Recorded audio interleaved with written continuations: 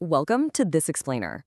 Look, if you ever find yourself defaulting to negative thoughts or you tend to beat yourself up, I want you to know something right out of the gate. You are completely, absolutely normal. Seriously, left to its own devices, the human mind inherently looks for the bad. It's just a built-in survival mechanism.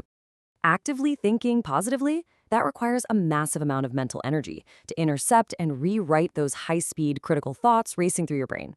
Well, today we are looking at a deeply personal account of someone who rewired their severely negative mindset over 5 years, using a method so incredibly small, it sounds almost too simple to work. But the results? Absolutely life-changing. Okay, let's dive right into this. To truly appreciate the destination of this journey, we really have to understand the starting line.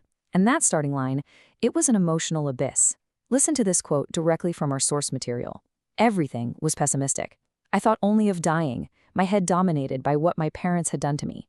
The author wasn't just having a few bad days here. They were trapped in a profound state of despair, completely consumed by pessimism, trauma, and honestly, a deep desire to just escape it all. This wasn't your standard run-of-the-mill slump. This was a severe mental and emotional crisis. Section 1, a small start from despair. So every great journey has a beginning, right? And this one is grounded in a pretty stark reality.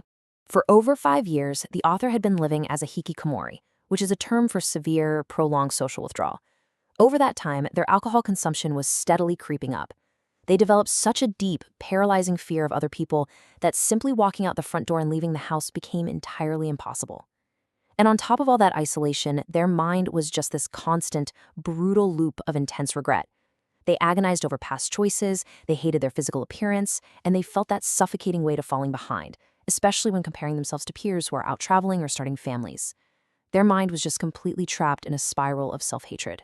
But from that absolute rock bottom, a new habit was born, and it revolves around just this one number: 10. The author created a microscopic daily rule to write down exactly 10 good things in a small notepad every single night before bed. No grand gestures, no massive life overhauls, just 10 things. Section 2, writing 10 good things nightly.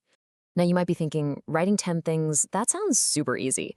But when your brain is hardwired for negativity, it brings up this massive hurdle, the blank page struggle. For the first year or so, the author would stare at the paper and truly, genuinely couldn't think of a single positive thing.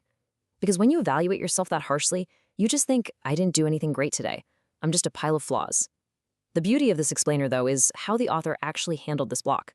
On the absolute worst days, when they couldn't find 10 things, they wrote down 5. Sometimes they wrote down just 1, but they wrote it down. They kept the habit alive, no matter how exhausting it felt. Section 3, the magic thinking of subdivision. Now, what's really interesting about this next concept is that it's the critical breakthrough that made this entire 5-year habit sustainable. If you take away anything today, literally one thing, let it be this: subdivision. This means breaking down your daily actions and how you evaluate yourself into the most microscopic, seemingly insignificant details so you can find hidden victories. The author realized they didn't need to accomplish grand things to write them down. You don't need a massive promotion at work or a lottery win to have a good thing happen. You literally just need to drastically lower the bar for success and celebrate the absolute smallest units of your day. Let me show you exactly how this cognitive reframing works in practice. Let's say you're working, but you've got a YouTube video playing in the background. The old negative brain immediately says, I was lazy and I worked inefficiently while wastefully watching YouTube. But using subdivision, you reframe it. You say, I managed to get my work done despite the distraction of YouTube. See that? You take an objectively lazy habit and completely reframe it into a positive display of focus. It's a total shift in perspective. So the author started relying heavily on micro-victories. Things like the room looked slightly cleaner than usual, or did a little bit of stretching, did the laundry and hung it inside even though it was raining, or even just sat up for a while instead of just lying down. I mean, this vividly proves that absolutely anything counts. When you're all alone in your room, there is no universal rule saying you can't be your own biggest cheerleader for simply sitting up in bed. Give yourself permission to lower the bar. Section 4, continuing via extreme simplification. So, how on earth do you keep a habit like this up for 5 whole years without totally burning out? Just look at this timeline. In year 1, the author really struggled to write properly and find the right words. But in the middle phase, they had this amazing revelation. They completely stopped trying to be perfect. They started writing sloppily, dropping punctuation altogether, and writing completely outrageous, narcissistic self-praise just to get something on the paper, which honestly is pretty brilliant. Lowering the bar can actually be fun. By the later phase, they reduced it to just a single character. For example, if they had a really good meal, they just scribble the character for now and say the rest of the sentence in their head. Doing it poorly or sloppily wasn't just okay. It was literally the secret to long-term consistency. And this brilliantly illustrates the core dynamic at play here. Trying to be perfect, that just led to frustration and almost quitting entirely. But extreme simplification, that yielded over 5 years of continuous mental rewiring. Stripping away that heavy, exhausting burden of perfection is exactly what allowed the author's brain the space it desperately needed to actually heal. Section 5. Mental changes over 5 years. All right, this brings us to the real climax of our explainer. What actually happens when you feed your brain 10 microscopic positive data points every single day for half a decade? The compounding results are nothing short of incredible. This person, who previously couldn't even leave the house, successfully started dieting and taking walks outside. They developed their own personal opinions and actually found the strength to express them, even if it meant clashing with their parents.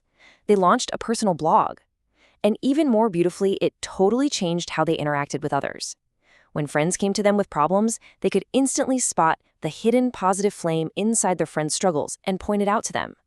And perhaps most importantly of all, they completely forgave their past self from 5 to 10 years ago. Rewiring the brain to spot tiny positives just snowballed into a major life transformation. Which leads to this incredibly powerful moment.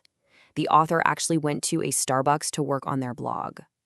Now, due to their sensory sensitivities, the noise, the smells, and the stares were completely overwhelming. Their working efficiency totally plummeted. But instead of beating themselves up about it, they looked at the situation objectively.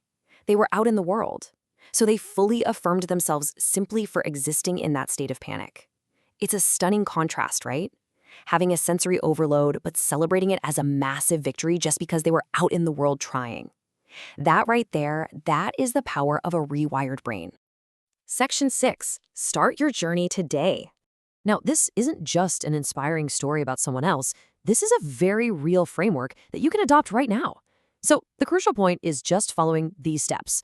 Number 1, leave a pen and notepad on your desk. Keep it visible. Don't overcomplicate it. Number 2, write down just 1 to 10 good things. It doesn't have to be at night. Morning or noon is totally fine too. Honestly, you can even write down good things you did 10 years ago. And number 3, and this is vital, if you skip a day or two, simply start again without despair. Consistency over a long period of time will beat short-term intensity every single time. Now, if you're sitting there thinking, I just can't, I feel way too awful today, the author offers this vital piece of advice. It's the ultimate loophole. If you are drowning in self-loathing, but you manage to pick up that pen anyway, that very act of picking up the pen counts as good thing number 1. You literally win just by showing up to the page. Your brain is constantly accumulating these tiny evaluations of your daily life. And by intentionally rewriting those evaluations, you can absolutely alter the course of your mindset. So I'll leave you with this. If you had to write down just one good thing about your day right now, what would it be?